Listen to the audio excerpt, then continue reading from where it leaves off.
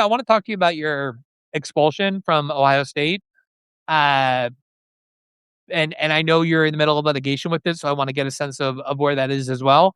But my understanding, and you tell me if like just fill in the details in terms of what we should know, is Yeah. that you had gone online and posted or done something on TikTok that people suggested was you encouraging or justifying violence against the state of Israel. Now, before we get into whether or not you did that, I just want to say that as somebody who is, been a First Amendment lawyer, who's a free speech absolutist, if you did that, you're allowed to do that. Like, you're allowed to say, I think the Israelis have every right to go bomb Iran. You're allowed to endorse violence by a Yeah. state. You can say, I think the United States should go bomb Canada or should go militarily attack Denmark in order to seize Greenland.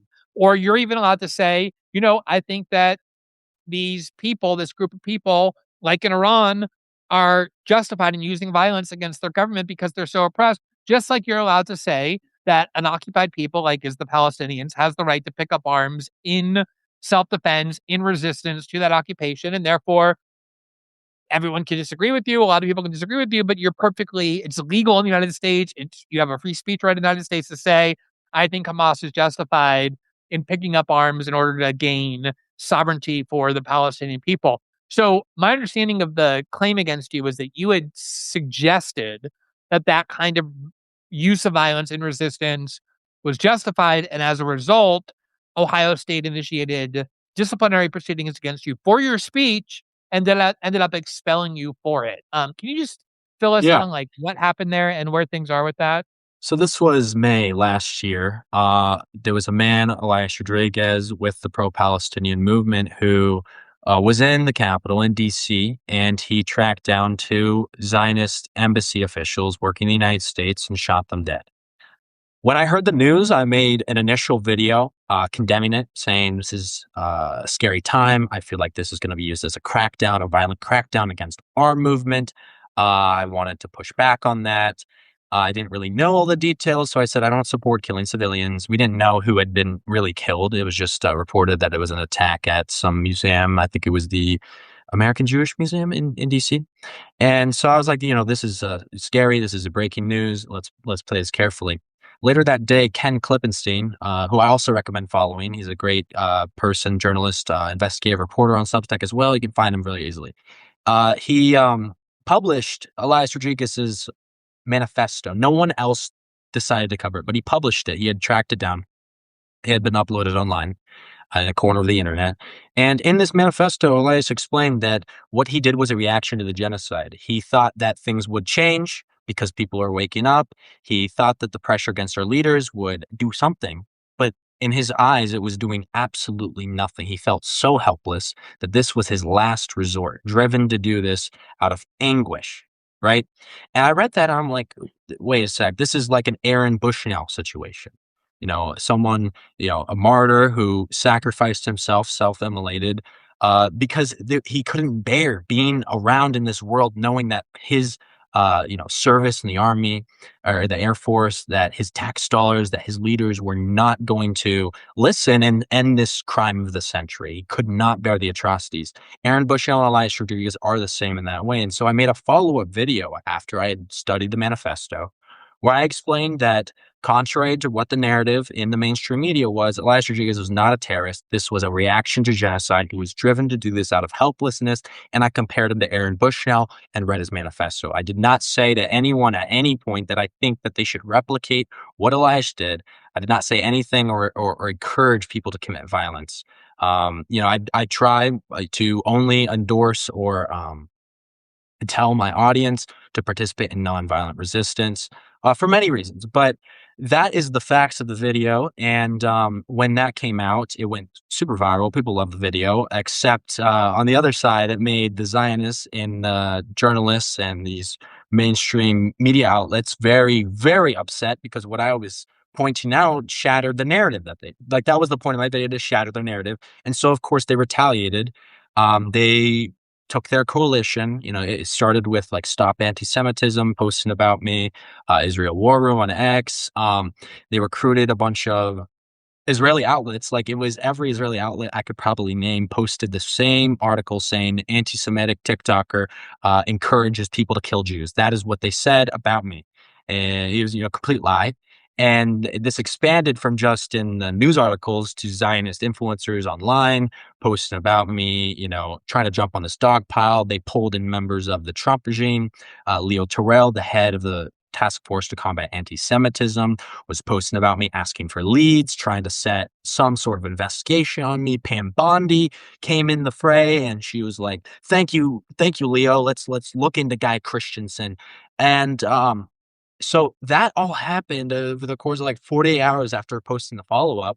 That did not, endorse violence or encourage others to replicate the same. Um, and, I got doxxed by some guy, some ex-CIA guy on X. He found all my social media accounts, tracked down my parents, found my address, found my school, my attendance at Ohio State, which I had kept entirely secret. I was very proud of myself. Uh, you know, Whenever I would make videos in my dorms, which I did the whole time during my freshman year, even like stickers in the background, I would get up and I would go remove them. I didn't want to associate myself with Ohio State for the aforementioned reasons that I knew that activists like me, especially now that I was so prominent in the movement, I would be immediately attacked and my administration would face intense pressure to expel me over my speech. And so that happened. And immediately the Zionists online mobilized pressure campaigns, sending letters, sending emails, getting lawyers involved, all to contact the Ohio State University administration saying, "We demand Guy Christensen be expelled. Get him out of here. He is violent. He is dangerous." All these accusations and smears that they repeated to the administration. And so I think, I don't know how long in between the posting the video and the smear campaign, but it was like within a day. Ohio State emailed me and they said, basically, "You're temporarily disenrolled pending an appeal. You can set up a meeting." So I did that. And just to add in this context, again, I had prepared to be doxxed and be, punished in some way. So I was connected with a student rights lawyer at Ohio State. I was connected with a coalition of professors and academics in the state of Ohio to support me in the event that this happened. And so I, linked up with a student rights lawyer, and we started working on this appeal, what we were going to do. And then Richie Torres, House Representative of the South Bronx, the poorest district in our nation, whom I had criticized in a video for taking millions of dollars in AIPAC and denying the genocide. I didn't make any threats against him. It was a normal criticism of like any other politician I've done. He took the video I had published about a week prior and said, "This is a threat. This is vitriolic anti Semitism. He's making a threat on my life. I feel scared." And so he wrote a public letter to the federal police, the Capitol Police, and said, "Please investigate Guy Christensen for making threats against me." And he blasted it as loud as he could. This was another cycle in the And media, probably Richie Israeli Torres, outlets. people probably know that Richie Torres, despite being the representative of the single poorest district in all of the United States, spends a huge amount of his time focused not on them and their needs, but on the state of Israel because of the perception that doing so is how he will advance in state and national politics within New York, move up to the Senate, some other high position. So this is not just somebody who you criticize. This is somebody for whom defending Israel has become a central cause, like his political identity as a black, gay representative, young representative of this very poor district in the South Bronx. It's a lot worse than that. Richie invested his own funds into the same companies that are fueling Israel's genocide with weapons, the same companies he's voted in Congress and silenced others for criticizing him. So he invests in the companies, go votes in Congress to buy billions from these companies. The stock price goes up. He profits doubly, not only from the APAC money. And you're completely right. I quantified this at a certain point. I think it was around last spring, where we looked at all of Richie Torres' statements involving poverty and involving Israel. And Richie Torres spoke about poverty 3,200% more often than poverty.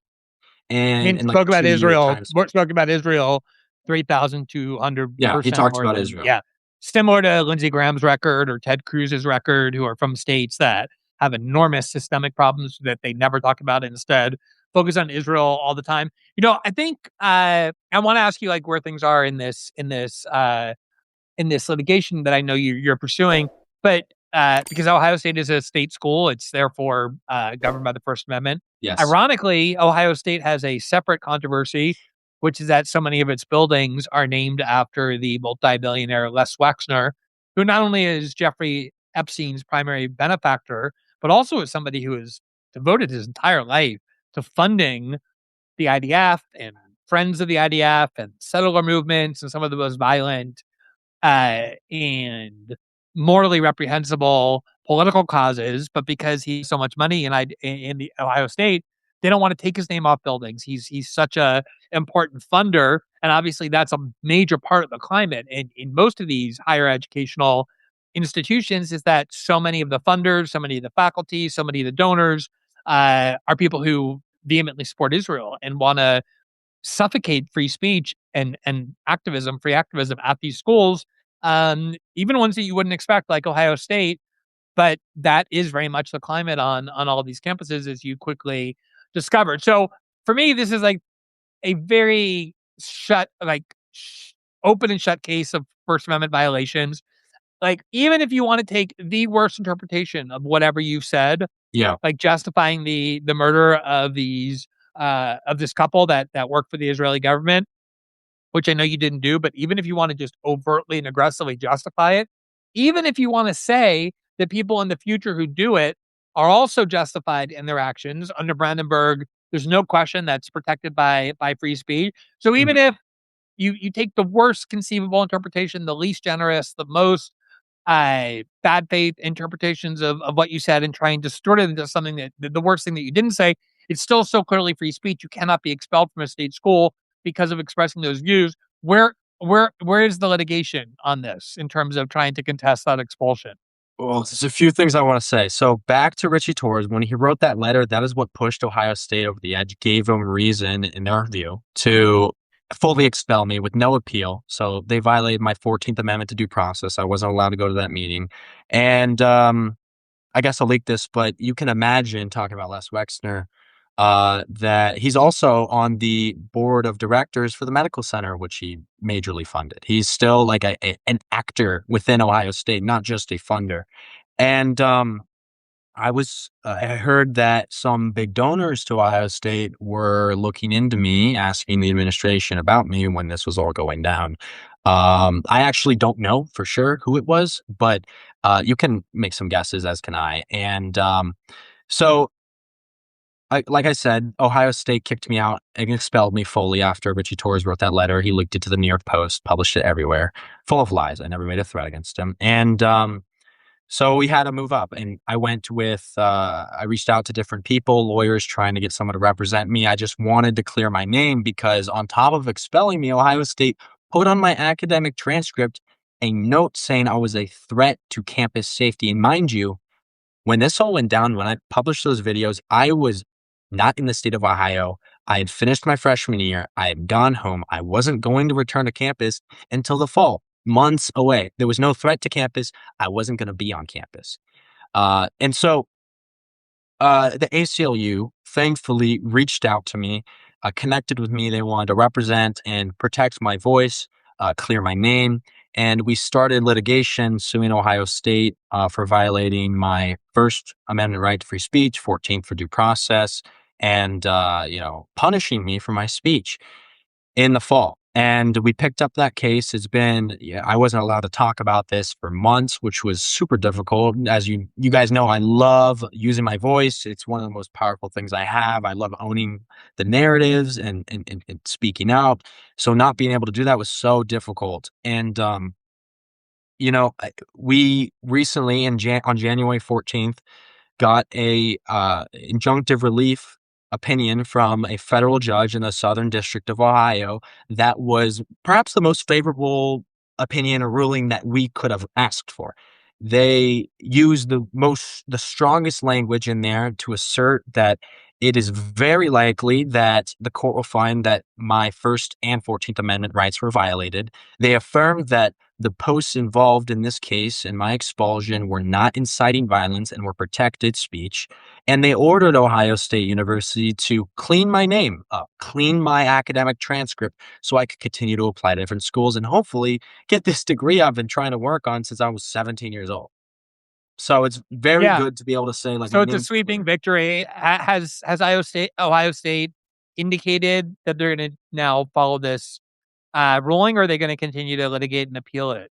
I mean, they have to. They did follow it. They've removed the notation on my transcript. But as to whether we know if they're going to continue to litigate, appeal, whatever that may be, we have no idea. They haven't said anything other than they were disappointed in the ruling. Well, I have to say, first of all, congratulations. That's not just a victory for you; that's a victory for anybody who believes in free speech, regardless of your position on Israel or any of these other issues. They're already Uh, using the ruling in other cases for other students, which yeah, is, of course, for of me, course. I feels mean, like it's the best gift in the world. absolutely no. I mean, that's of the things you've accomplished, which are a lot.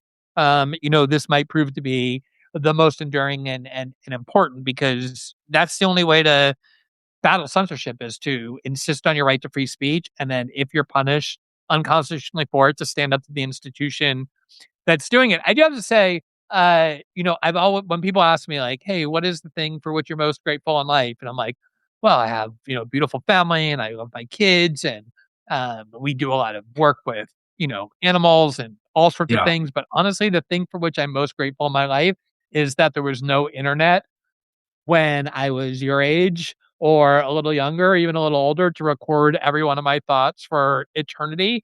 Because this kind of, youthful activism is a time when you kind of experiment with limits and you're very impassioned. It's a really important part of how political movements exist generally. You have these generations that are different points of their life and offer and contribute different things. And young people have always been, behind like the more rambunctious campus protests, Hmm. kind of are like a little bit more radical in their expression. Um, and unfortunately for you, we are in a time where every one of your thoughts and every one of your utterances is attached to your name permanently. But I think you've acquitted yourself extremely well. The fact that you now have a court saying that you have expressed views that are squarely within your constitutional rights as an American, despite having been punished for them in so many different ways, I think is, as I said, something that's a huge gift that you've given to everyone in the country. And I really just want to congratulate you for, a lot of people your age can make the decision like, hey, I'm going to put my head down, focus on my career. This isn't really a war that affects me. As you said before, you had the option to ignore it, and you chose not to. And I know it hasn't been easy. It's not easy for anyone who speaks out on this issue, but especially for someone, just starting out, it's really, putting a lot on the line for your views, and I have a lot of respect for that. So I just want to congratulate you for all the work you've done. Thank you, Glenn. Thank you so much. Absolutely.